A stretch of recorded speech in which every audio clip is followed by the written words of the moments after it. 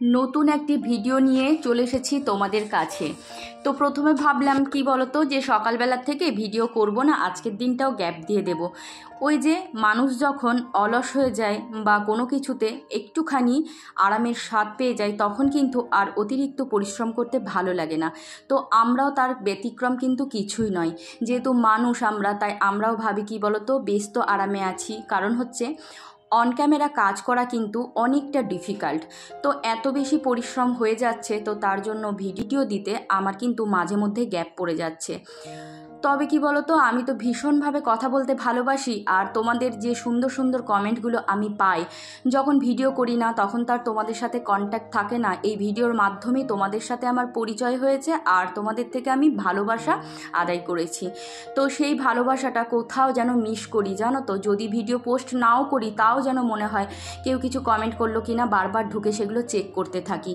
মানুষের সাথে মানুষের পরিচয়ের আদান প্রদান এই ভিডিওর মাধ্যমে কিন্তু তোমাদের সাথে আমার তৈরি হয়েছে। তাই কোথাও যেন তোমরা আমার মনে অনেকখানি জায়গা করে নিয়েছো। তো যাই হোক, সকালবেলা আর ভিডিও কোনো কিছুই শেয়ার করিনি, তবে সন্ধেবেলা আর নিজেকে আটকে রাখতে পারলাম না, তোমাদের সেই কাছেই চলে আসলাম। তো সন্ধেবেলা সেরকম কিছু তো কাজকর্ম থাকে না, টুকিটাকি কাজকর্ম থাকে, সেগুলোই তোমাদের সাথে শেয়ার করছি। আর সন্ধেবেলা তাই ঠাকুরকে দিয়েই তোমাদের সামনে আসলাম। এই একটা জায়গা যেখানে আমরা মানসিকভাবে যতই বিপর্যস্ত থাকি না কেন, দেখবে এই জায়গাটা যদি একটুখানি 5-10 মিনিট ভগবানের সাথে সময় কাটানো যায়, তবে কিন্তু শান্তিতে মনটা পরিপূর্ণ হয়ে যায়।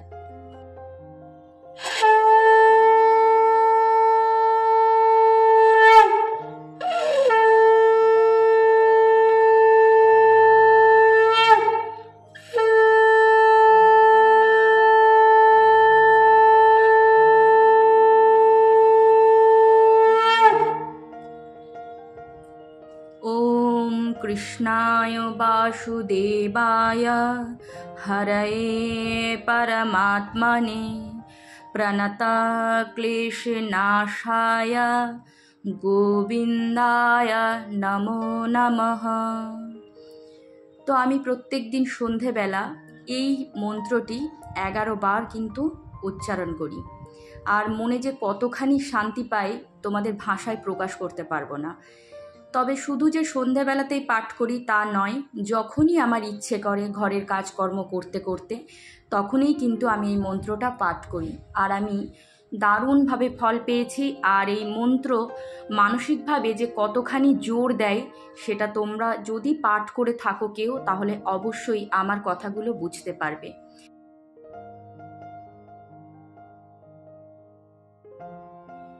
শুভ সন্ধ্যা সবাইকে। আশা করছি তোমরা সকলেই খুব ভালো আছো, আর আমরাও বেশ ভালোই আছি। তো সবাই মোটামুটি ভালো আছে, কিন্তু আমার কি বলতো, এই কদিন ধরে ভীষণভাবেই ঠান্ডা লেগেছে। আর আমার না প্রচণ্ডভাবেই ঠান্ডার ধাত। তো সর্দি গরমে একদম মানে ওয়েদারটা এত গরম, তো বারবার করে গা ধুচ্ছি, 2-3 বার করে গায়ে জল দিচ্ছি, আর ওই জন্যে ঠান্ডা লেগে যাচ্ছে। তারপরে আবার এসিতে থাকছি, কখনো আবার গরমে ঘেমে নিয়ে যাচ্ছি। তো এই কারণে কি বলতো, শরীরটা ভীষণভাবেই খারাপ যাচ্ছে। তো ওই জন্য সকালবেলা কোনো রকম ভিডিও শ্যুট করিনি। কিন্তু ছোটো মেয়ে একদম থ্রেড দিয়ে গেছে যে মা সন্ধ্যাবেলা কিন্তু অবশ্যই ভিডিও করবে।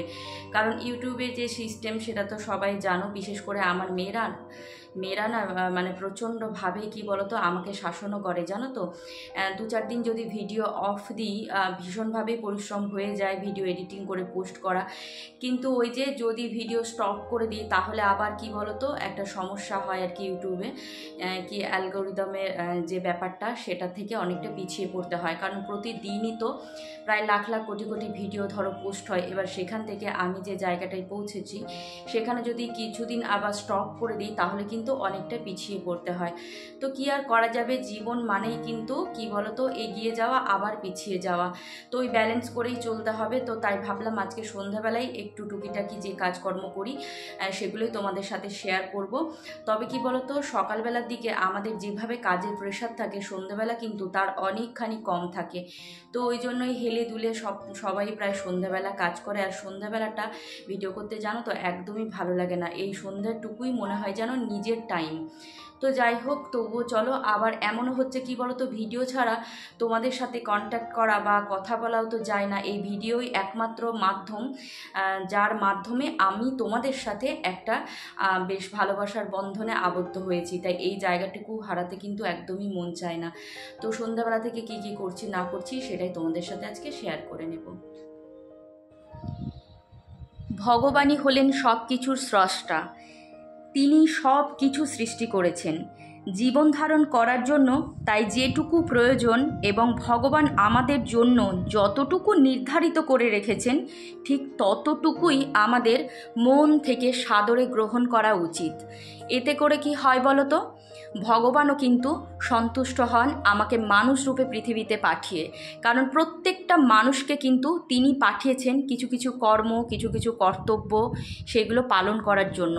আর আমরা যদি সেগুলো ভালোভাবে পালন করে তার কাছে ফিরতে পারি, তাহলে বোধহয় আর এই মানুষ জন্মেতে ফিরতে হবে না আমাদের। তো যাই হোক, তোমাদের সাথে কি বলতে কি বললাম আমি নিজেও জানি না। শুধুমাত্র কি বলো তো, তোমরা অনেকেই আমাকে বলো যে আমি খুব সাহসী, আমার মন খুব শক্ত। তো এই ভগবানের কথাবার্তা, বাণী, তারপরে কিছু কিছু ভালো বই পাঠ করে আমি যেটুকু যা নিজেকে তৈরি করতে পেরেছি, সেগুলোই তোমাদের সাথে শেয়ার করলাম। সব সময় তোমরাও চেষ্টা করবে অন্যকে প্রশংসা করার, অন্যের ভালো চাওয়া, তাহলেই দেখবে ভগবান তোমার ভালো কিন্তু এমনিই করবে। তো যাই হোক, দেখো হাজব্যান্ডকে একটুখানি হরলিক্স করে দিলাম আর বিস্কুট। ও যেহেতু সন্ধ্যাবেলা চাটা খায় না, আর ঘুম থেকে উঠে দেখবে একটুখানি গরম কিছু না খেলে কিন্তু আমাদের শরীর মন চনমনে হয় না। তো দুপুরের কিছু বাসন পড়েছিল খাওয়া দাওয়ার যেগুলো, সেগুলো অন্যদিন কিন্তু আমি মেজে নিই, আজকে কিন্তু মাজিনি, রেখেই দিয়েছিলাম। তো কোনো দিন কি হয়, সময়ের কাজটা সময়ে চটপট করে সেরে নিই, আবার কোনো দিন মনে হয় থাক পরে করব। তো এভাবেই সংসার জীবন চলছে আর কি। আর এদিকে দেখো, এই যে এই কোলবালিশের কভারটা কীভাবে সেলাই খুলে গেছিলো, সেটাই বসে বসে একটুখানি সেলাই করলাম। আর তোমরা দেখতে পাচ্ছ চোখে চশমা পরেছি। কি বলতো, ছুঁচে সুতোটা না পরাতেই পারছিলাম না, জানো তো, কেমন যেন চোখগুলো ধাঁধিয়ে যাচ্ছিল। তো এখান থেকে বোঝা যাচ্ছে কোথাও যেন বয়সটা বাড়ছে, তাই না? তো যাই হোক, এবার চলে এসেছি। দেখো এই যে পর্দাগুলো কিনেছিলাম, সেগুলো কি বলতো অনেকটা লম্বা, 7 ফুটের, মানে এগুলো হচ্ছে ডোরের পর্দা। আর আমি কি বলতো জানালাতেও কিন্তু ছোট সাইজের পর্দা দিই না, কারণ লম্বা পর্দা যদি আমরা ইউজ করি তাহলে কি হয়, হাওয়াতে কিন্তু ওড়ে না। অনেক লেন্থটা বড় হলে একদম নিচ অবধি পড়ে থাকে, দেখতেও বেশ ভালো লাগে আর হাওয়াতেও উড়ে যায় না। তো মেয়েদের এই ঘরের পর্দাটা কিনেছি এই পিঙ্ক কালারের। তো যেহেতু মেয়েদের ওয়ালটা পিঙ্ক আর কি, তো সেই জন্যই পিঙ্ক কালার পর্দা নিয়েছি। আর যেহেতু এই ওয়ালটা গ্রিন কালার, তাই গ্রিনের উপরে পিঙ্কটা বেশ ভালোই লাগবে। তবে পর্দার কালারটা কী বলতো একটু ডার্ক পিঙ্ক, আর ওয়ালের কালারটা লাইট পিঙ্ক। তো যাই হোক, সবসময় তো একদম মনের মতোই সব কিছু পাওয়া যায় না, যেটা আমরা পাচ্ছি সেটা নিয়েই সন্তুষ্ট থাকাই হলো বুদ্ধিমানের কাজ।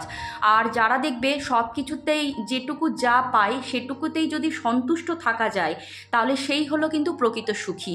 সুখ কিন্তু মাটির বাড়িতেও সুখ থাকে, আবার বড় দালানেও সুখ থাকে। সুখটা কিন্তু নিজেকে খুঁজে নিতে হয়। নিজেকে যদি ভাবি আমি দুঃখী বা তার ওই আছে আমার এই নেই, তাহলে কিন্তু জীবনেও আমরা সুখী হতে পারবো না। তাই সুখ আর শান্তি এই দুটো কিন্তু সব সময় নিজের ইচ্ছেতেই নিজেকে বের করে খুঁজে নিয়ে নিজেকে সুখ শান্তিতে রাখতে হয়। তো দেখো এই ঘরের ওয়ালটাও হচ্ছে হালকা স্কাই কালার। তো হালকা কালার যেহেতু পাইনি, তো তার জন্য এই যে ডার্ক ওই রকম মানে ওয়ালের সাথে ম্যাচ করেই পর্দাটা নিয়েছি। অবশ্য কী বলতো, পর্দাগুলো আমার তো ভীষণই পছন্দ হয়েছে, আর আমার আবার অল্পেতেই সব কিছুই একটু বেশিই পছন্দ হয়ে যায়। তো তারপর জামা কাপড়গুলো সব তুলে নিলাম, এখন এগুলোকে ভাঁজ করে নিচ্ছি, জায়গা মতো রেখে দেবো। জামা কাপড় সবসময় চেষ্টা করি কী বলতো একদম তুলে সাথেই ভাঁজ করে দেওয়া, নইলে কী বলতো যখনই দেখবে ওই জামা কাপড় ফেলে রাখবো না, ঘর যেন মনে হবে চারিদিক থেকে অগোছালো হয়ে আছে। তো ওই জন্যেই এই জামা কাপড়ের কাজটা আমি সবসময় চেষ্টা করি যে একদম তুলে নিয়েই জায়গা মতো ঠিকঠাক করে গুছিয়ে রাখতে। আর নইলে কি বলতো সব চারিদিক ছড়িয়ে ছিটিয়ে থাকবে, আর ঘর দেখে মনে হবে যেন ধোপার বাড়ি। চলো এই জামা কাপড় ভাঁজ করতে করতেই তোমাদের কিছু কমেন্টের রিপ্লাই করি। তো লীরা, তুমি আমাকে লিখেছো যে ঈদের জন্য তুমি প্রচুর ব্যস্ত ছিলে, তার জন্য আমার ভিডিও দেখতে পারোনি। কিন্তু আমাকে তুমি ভীষণভাবে মিস করেছো। তো তুমি যেমন আমাকে মিস করেছো, আমিও কিন্তু তোমার কমেন্টগুলোকে অনেকটা মিস করেছি। তো এই ভিডিওর মাধ্যমেই আর কমেন্টের মাধ্যমেই তোমাদের সাথে আমাদের যোগাযোগ আর হচ্ছে ভালোবাসার বন্ধন।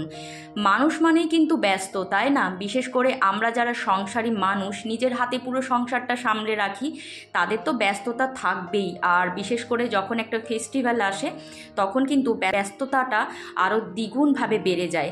তাই কোনোই ব্যাপার না, তুমি যে হাজার ব্যস্ততার মাঝেও আমাকে মিস করেছো, সেটা আমার কাছে পরম পাওয়া। তোমার জন্য অনেক ভালোবাসা রইল। তুমি ভালো থেকো আর আমাকে এভাবেই ভালোবাসা দিও।